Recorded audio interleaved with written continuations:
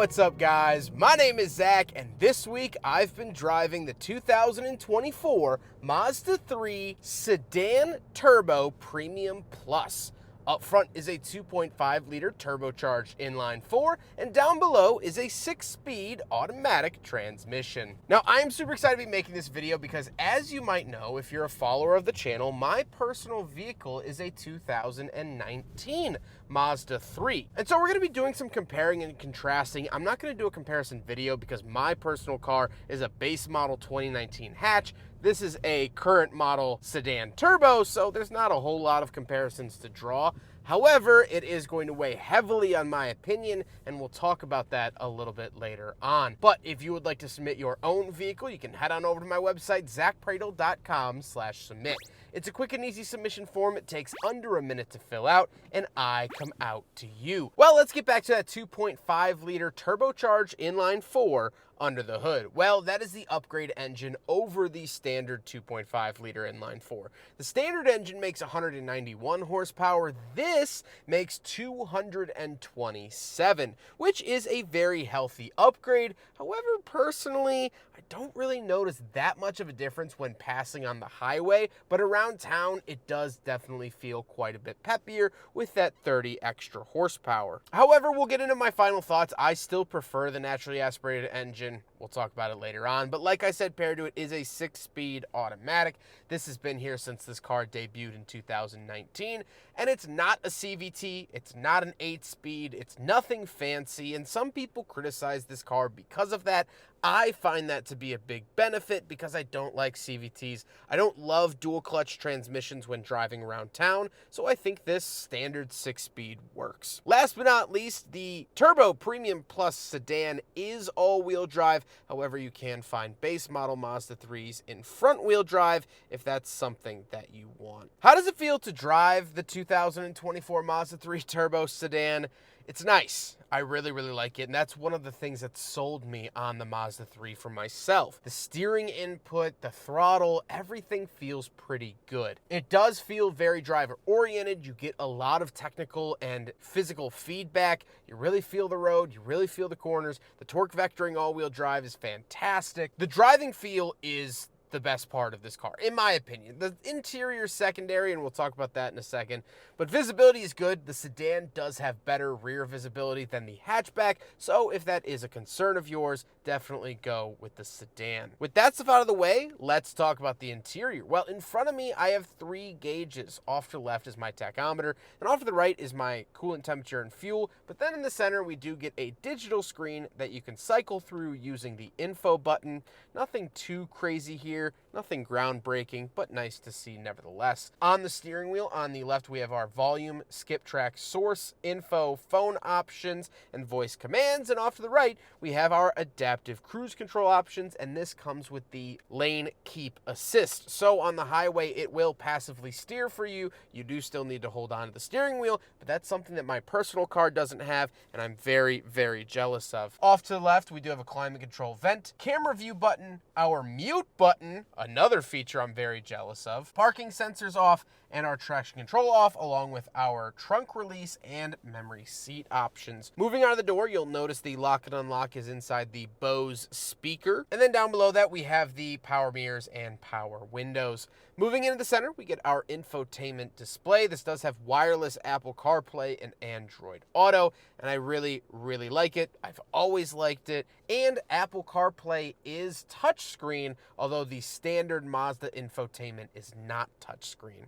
We also do have a 360 camera for the Premium Plus package, which is a very welcome bonus that, again, I'm very jealous of. Down below, we do have our climate controls. I love how clean and concise these are. Dual zone climate as well as sync, and we do have heated seats. However, there is no Mazda 3 currently available with ventilated seats. If you want ventilated seats, you're going to have to go up to an SUV. Hazard switch in the center, and what's missing from down here, what my car has, is a USB outlet. They've taken that away. And so we do have a wireless charger down below and cup holders. So we'll do a big friggin' bottle test. However, as you would assume, this fails the big friggin' bottle test no Mazda 3 has ever passed, and it lives up to that legacy. Then we have the shifter. I really like the shifter. It powers that 6-speed automatic, and off to the left we have the sport mode. No other modes available. And down below, we have our selectors for that infotainment screen. I love the tactile feedback of this. I think it works really well. And I like the navigation, music, home, and back button, as well as our power parking, brake, and brake hold. And off to the right, we have our volume knob that you can also move left and right to skip track. I think this is an ingenious idea. I use it all the time, and other brands haven't picked up on this. So take notes, Honda, Nissan, and Toyota. This is a great feature. Then we have a center console that is missing a 12-volt outlet. I have a 12-volt outlet in my center console, but the 2024 does not. But we do have 2 USB-Cs where I have USB-A, so nice to see that feature.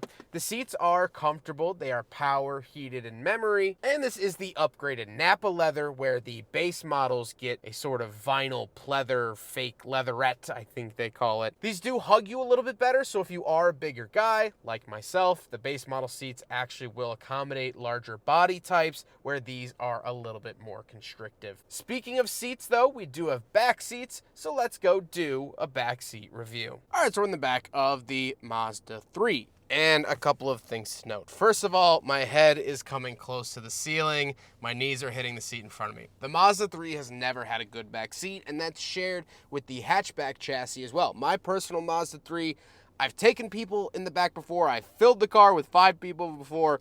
It's not very comfortable, and especially because you don't get any climate vents back here. There's not a lot of amenities. It's the same with both chassis. I was hoping that the sedan would be a little bit better, but it's truly not, unfortunately. We do have cup holders here in the center console. We get a seat back pocket on the passenger, but not the driver's side. Power windows, I guess, is a nice feature, but let's hop into the back and talk about the trunk, because that's going to be the biggest difference between the hatchback and the sedan. Let's go do it. So interestingly enough, I've actually never reviewed a sedan here on the channel. Of all the Mazda 3s I've driven and owned, I've never actually done a sedan, at least of this generation. I've done previous generation sedans. But once we do come around the back here, little button at the bottom of the Mazda logo, and open it up. I will say it's bigger than the hatchback, at least in terms of depth, but it's not taller. And so I still, oh man, it's actually pretty close. I don't know. That is a tough thing. I will look up the dimensions of each trunk space. I don't know which one is bigger visually. I know the Mazda 3 hatchback is taller, but this looks deeper. I don't know, it's a toss-up.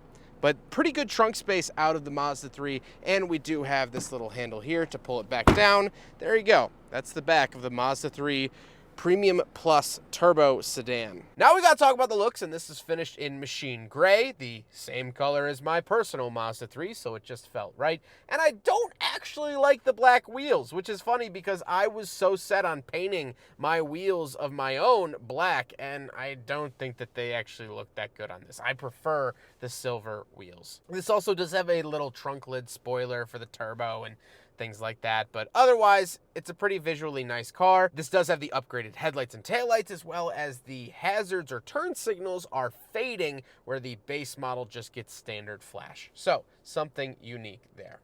With all of that being said, let's get on to my final thoughts. What do I think driving another Mazda 3? A vehicle that I have so much experience with. Not only have I reviewed several Mazda 3 hatchbacks, but I've also owned one and driven it personally all by myself 108,000 miles. So in these final thoughts, this isn't just a preliminary, week-long drive of a Mazda 3. This is years and thousands of miles coming at you through your screen. Here's the honest truth. Buy the base model, or like the premium or select or whatever the one step up from base model is. For $37,000, I think that there's way better options out there than the Mazda 3. The Mazda 3 has always been super strong at the base because you still get this premium feeling interior. You could still get the all-wheel drive. You could still get the adaptive cruise control and Apple CarPlay for a very cheap price. And that's when the car makes sense. Sub $30,000, you'll be hard-pressed to find a better car than the Mazda 3.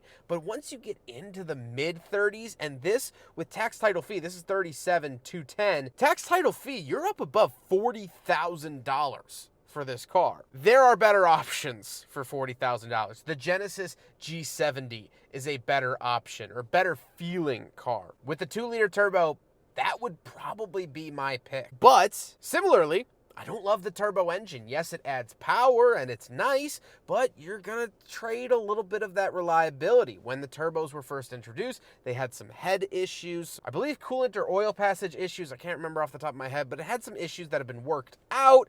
But just for reliability's sake, I love my naturally aspirated 2.5 liter, and the dealership that I take my car to says that they often see these motors, the Skyactiv 2.5s, well over 300,000 miles. So that gives me a lot of hope, where they don't really see that as much with the turbos. And that's why I'm not rushing to the dealership to trade my Mazda 3 in for a turbo model. I like my car. As a matter of fact, I love my car. And I've been quoted several times as saying, I will be buried in my 2019 Mazda 3 hatchback. I've driven that car through hell and high water. Hell being Death Valley, where it was 120 degrees ambient air temperature, and high water with the flooding that we've had in northern Illinois over the last couple of years. So I've literally driven that car through hell and high water, and I still love it. The Mazda 3 is one of the best cars you can buy at the bottom of the scale. But once you get up towards $40,000, this just doesn't feel like a $40,000 car. And that, well, that's that. I hope you guys enjoyed the video. Huge thank you to Mazda for loaning me this vehicle for the last 7 days, as well as Drive Shop for facilitating the cleaning and delivery of the vehicle, and of course, the Midwestern Automotive Media Association. But I hope you guys enjoyed the video. Don't forget to rate the video, comment on the video, and subscribe if you really liked it. Take care, guys.